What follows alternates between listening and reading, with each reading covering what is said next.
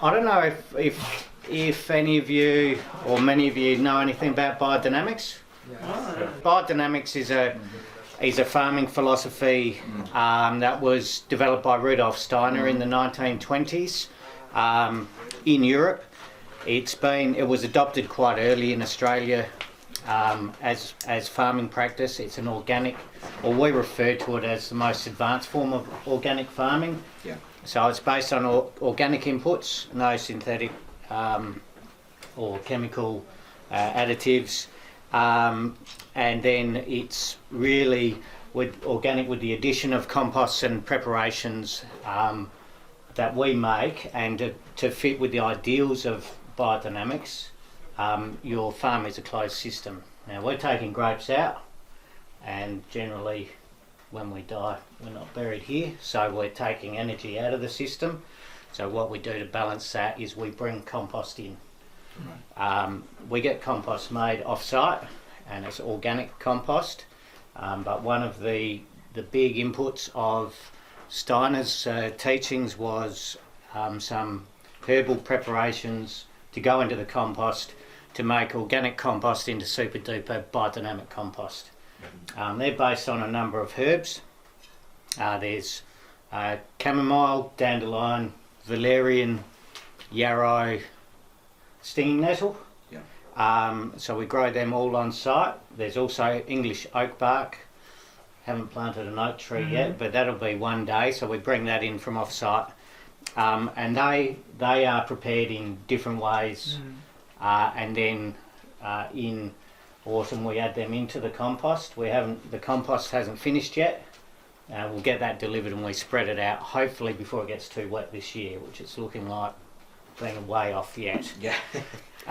So those preps go into the compost, and then we have some field applications as well. One of which is called 500 or horn manure. That's what a lot of people know about that have a bit of an understanding of biodynamics, and that's really fresh cow manure or cow shit. Yeah, stuffed in a cow horn and buried over winter. So last week we buried 810 horns out here full of cow poo, and this is some of last year's. This is how it comes out. So anyone that wants to pick it up and smell it, if you can pass it around, it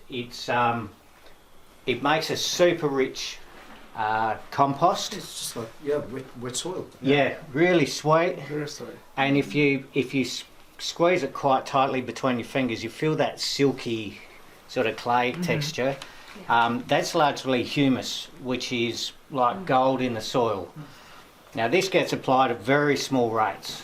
It gets put into water in a suspension, super oxygenated or energised, as they say, in opposing vortexes. So get a lot of air in there. It's full of life, all sorts of bacteria, bugs, eggs and things in there, and then we spray that out onto the ground.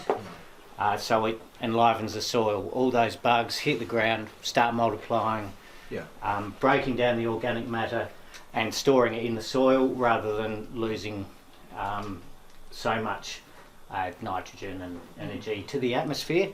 And then the more life there is in the soil, the healthier the soil, the better the vine grows. The better the vine grows, the more disease resistant it is, and the better the flavour. Yeah.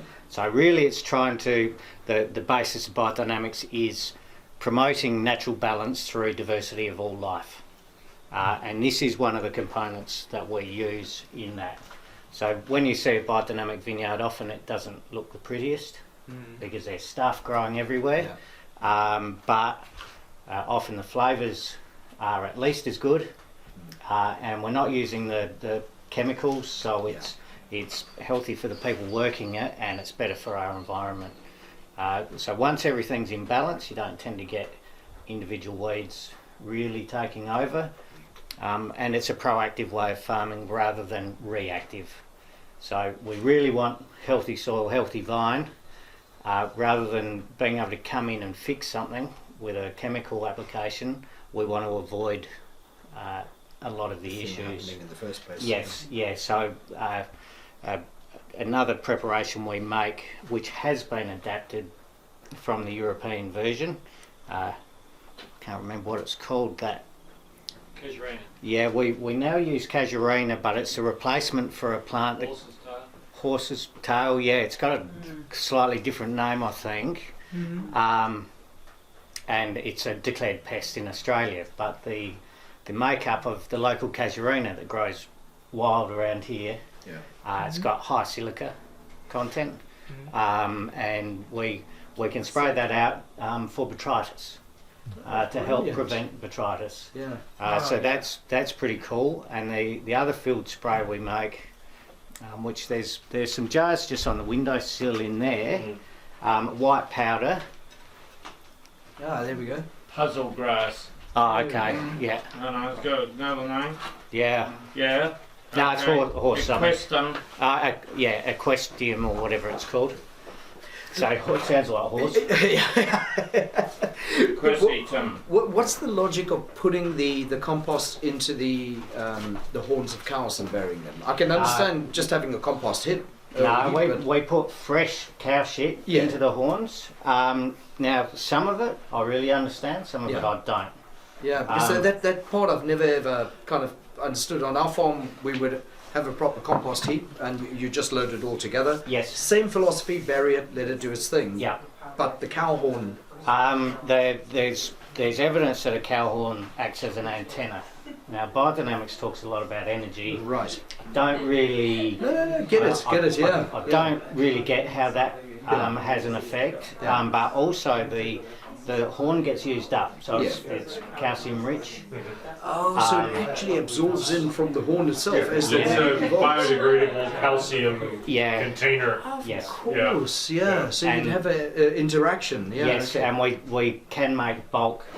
Yeah. Cheeks version use crushed up eggshells. So the 500 can be used to activate compost, but we use the individual preparations. Yes. And just, I think, for what did we do, about 1,000 cubic metres this year? Wow. 900 and something. I reckon we needed 200 grams of each prep. So it's tiny.